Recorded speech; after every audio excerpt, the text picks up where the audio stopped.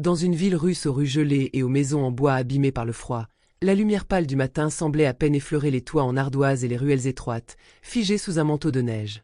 Saint-Pétersbourg, cette ancienne capitale impériale, semblait prisonnière du temps, en proie à la dureté de l'hiver et à la solitude de ses quartiers populaires. Ici, le vent du nord fouettait les visages et se glissait entre les fissures des fenêtres mal isolées, et l'air était chargé de la froideur d'un hiver interminable. Anastasia Ivanovna, une femme d'une cinquantaine d'années, vivait dans l'un de ces quartiers délaissés, où les maisons de bois décolorées, usées par les années et le froid, se serraient les unes contre les autres comme pour se protéger de l'extérieur. Son appartement était modeste, presque spartiate, un petit coin de refuge qu'elle avait aménagé avec soin, malgré ses maigres revenus. Le sol en bois grinçait sous ses pas, et le poêle en fonte, son seul moyen de se réchauffer, fonctionnait à peine. Mais Anastasia ne se plaignait jamais. Elle avait appris depuis longtemps à faire face à la rudesse de la vie. Chaque matin, elle se levait avant l'aube pour se rendre chez ses employeurs, des familles riches et puissantes, qui vivaient dans des maisons grandioses, loin des préoccupations de ceux qui, comme elle, travaillaient dur pour survivre. Anastasia, avec ses mains abîmées par les produits ménagers et son dos courbé par des années de travail pénible, n'avait jamais eu l'occasion de franchir les portes des salons luxueux dans lesquels elle passait ses journées. Elle ne se voyait pas comme une servante, elle était simplement une femme de travail, une ombre invisible dans les maisons étincelantes de ceux qui ne se rendaient jamais compte de sa présence, de la dignité qu'elle conservait en dépit de tout. Et pourtant, au fond d'elle, une flamme persistait. C'était sa fille, Maria, qui alimentait cette flamme. À 17 ans, Maria représentait tout ce qu'Anastasia n'avait jamais pu être. Brillante, passionnée, pleine de rêves. Contrairement à sa mère, Maria n'était pas résignée à sa place dans la société. Elle n'avait aucune intention de passer sa vie dans l'ombre des grandes maisons et des luxueuses réceptions. Elle rêvait d'autre chose, de ce monde dont elle n'avait qu'une vision lointaine mais fascinante, un monde qui semblait si étranger à leur réalité. Elle voulait être vue pour ses talents, pas pour son statut social. Elle aspirait à un avenir où elle pourrait s'épanouir pleinement, loin des murs étroits de leur quartier. Un soir d'hiver, alors qu'Anastasia revenait chez elle après une journée particulièrement longue et fatigante, elle aperçut une enveloppe soigneusement posée sur la table de bois usée de la cuisine. Un instant, elle pensa que c'était une simple lettre d'un employeur, une formalité administrative. Mais en l'ouvrant, elle découvrit que c'était bien plus que cela. C'était une invitation pour Maria, adressée à l'occasion d'une soirée organisée par la famille de l'un de ses professeurs, le docteur Alexei Petrov, un homme respecté, influent et bien placé dans la haute société de la ville. Maria avait toujours été une élève exceptionnelle, et il était évident que le docteur Petrov voyait en elle un potentiel rare. Ses efforts pour encourager Maria dans ses études n'étaient pas passés inaperçus, et la famille Petrov, bien que d'apparence distante, semblait reconnaître les qualités exceptionnelles de la jeune fille. L'invitation à cette soirée était une reconnaissance implicite de son intelligence, mais elle marquait aussi un tournant dans la vie de Maria. C'était une opportunité, un monde parallèle qui s'offrait à elle. Mais à quel prix? Maria, lissant lentement le papier glacé de l'invitation, se sentit partagée. La perspective de se retrouver dans l'univers de l'élite de Saint-Pétersbourg la remplissait à la fois d'excitation et d'inquiétude. Elle savait que ces gens-là, les Petrov et leurs invités, ne voyaient jamais les gens comme elle. Ils les ignoraient, les méprisaient même. Ils les considéraient comme invisibles, comme des fantômes silencieux qui ne méritaient pas leur attention. L'idée de participer à un événement où elle serait entourée de ces mêmes personnes lui causait un malaise, comme si elle se dirigeait vers un monde trop éloigné de ses racines. Cependant, une part d'elle était attirée par ce monde. Elle s'imaginait dans ces grandes salles, avec leurs lustres scintillants et leurs invités bien habillés, où chaque geste, chaque parole, semblait empreint d'une importance démesurée. Mais était-elle prête à affronter ce regard froid, ces regards qui scruteraient ses moindres gestes, son accent, sa manière de se tenir? Le doute se glissa dans son esprit, mais, à la fois, une décision se faisait plus claire. Maria savait que cette soirée pourrait être un pas décisif vers un avenir qu'elle n'avait pas encore osé rêver.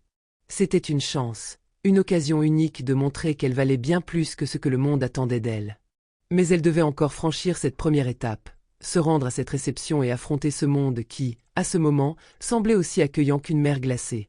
Le lendemain, Anastasia observa sa fille se préparer pour la soirée. Elle avait revêtu une robe modeste mais élégante, la meilleure qu'elle ait jamais possédée, une robe qu'Anastasia avait économisé des mois pour acheter. Ce soir-là, Maria semblait différente, comme une princesse dans un monde de brume. Anastasia, bien que fière de sa fille, ressentit une légère angoisse. Elle se souvenait de son propre passé, des portes fermées et des regards dédaigneux. Elle avait peur que Maria ne devienne une autre version d'elle-même, une personne qui oublierait d'où elle venait, une personne qui se fondrait dans un monde où les gens comme elle n'avaient pas leur place. Mais Maria, en quittant la maison, se tourna une dernière fois vers sa mère et lui sourit. Un sourire d'espoir, d'excitation, mais aussi de défi. Elle savait ce qu'elle allait affronter, mais elle était prête. Le soir de la réception, le manoir des Petrov se dressait comme un palais glacé au milieu de la nuit.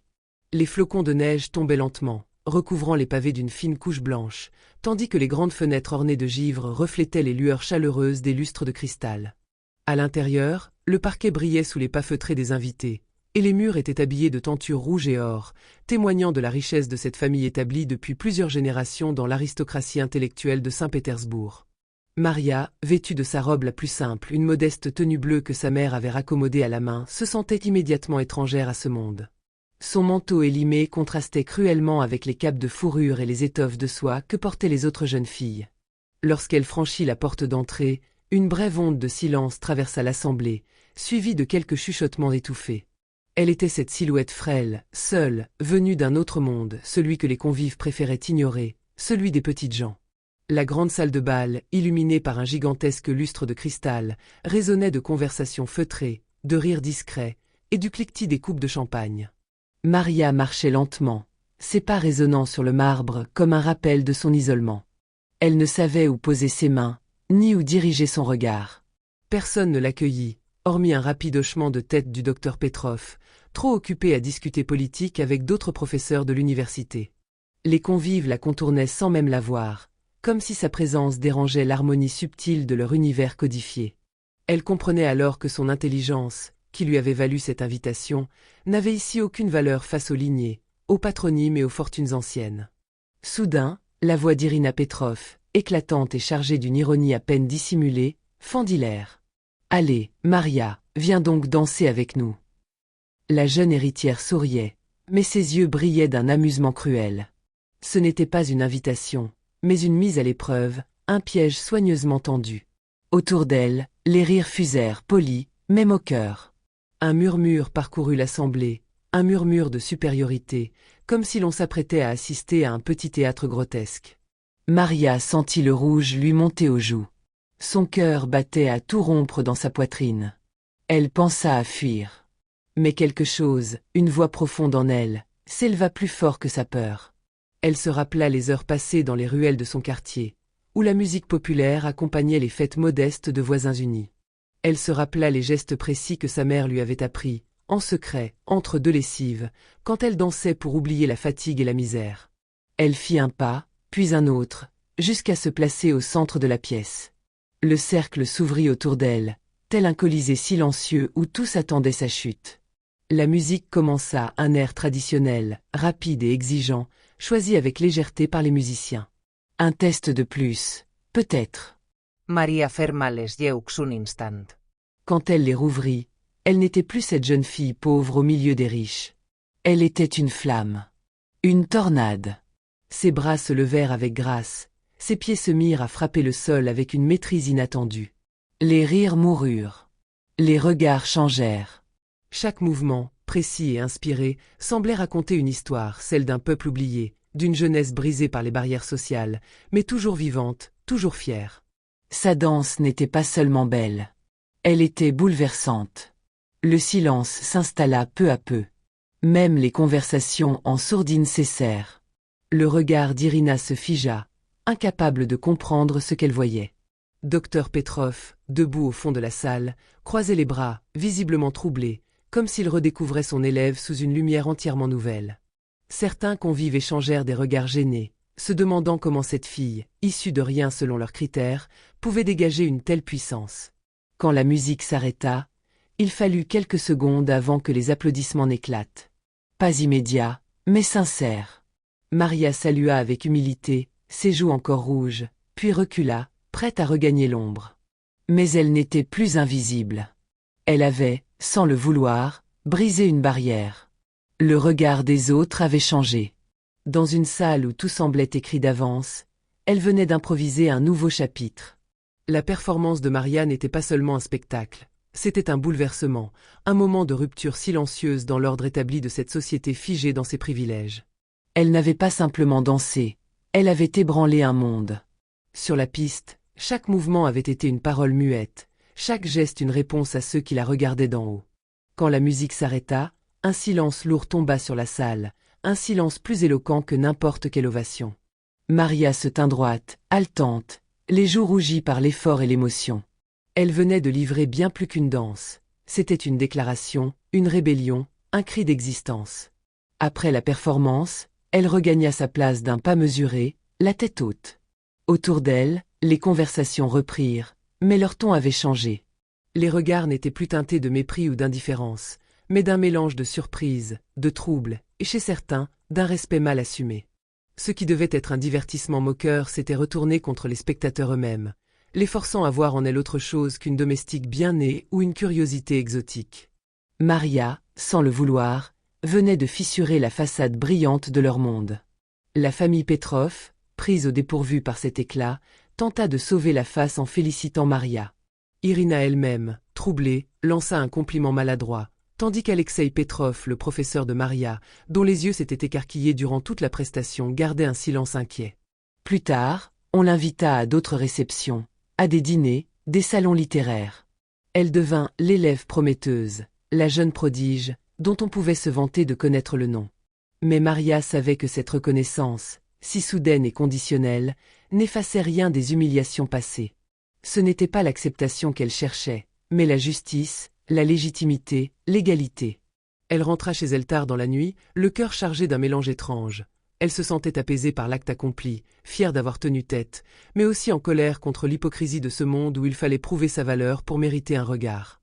Chez elle, la lumière tremblotante de la cuisine était encore allumée. Anastasia l'attendait, le dos droit, les mains nouées sur ses genoux.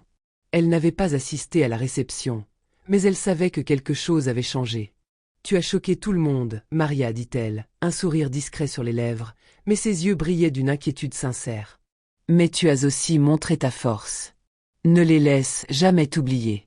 Et surtout, n'oublie jamais qui tu es. » Maria s'approcha et posa la tête sur l'épaule de sa mère, comme lorsqu'elle était enfant. Elle sentit la chaleur de son amour, la vérité de sa présence. Elle comprit alors que cette soirée ne marquait pas la fin d'un combat, mais son véritable commencement. Elle ne voulait pas être tolérée dans un monde qui l'avait rejetée. Elle voulait le transformer. Dans les mois qui suivirent, Maria poursuivit sa formation avec une détermination nouvelle. Chaque pas de danse devint pour elle un acte de mémoire, une manière de porter les espoirs de toutes celles qu'on regardait sans voir. Les invitations se multiplièrent, les éloges aussi, mais elle garda toujours en elle une forme de distance, une lucidité ancrée dans les paroles de sa mère. Des années plus tard, Maria devint l'une des figures les plus respectées de la scène artistique russe. Ses spectacles, encensés à travers l'Europe, mêlaient danse classique, traditions populaires et revendications sociales. Elle utilisait son art pour raconter l'histoire des invisibles, pour donner une voix aux oubliés. Mais elle n'oublia jamais les rues froides de Saint-Pétersbourg, ni la force silencieuse d'Anastasia, sa mère, qui avait lavé les sols d'un monde qui ne voulait pas la voir. Anastasia, de son côté, continua à travailler, mais chaque geste désormais portait la fierté d'avoir ouvert un chemin. Elle n'était plus simplement une femme de ménage. Elle était la racine d'un arbre qui grandissait, indomptable. Dans les mouvements de sa fille, elle voyait son propre rêve danser.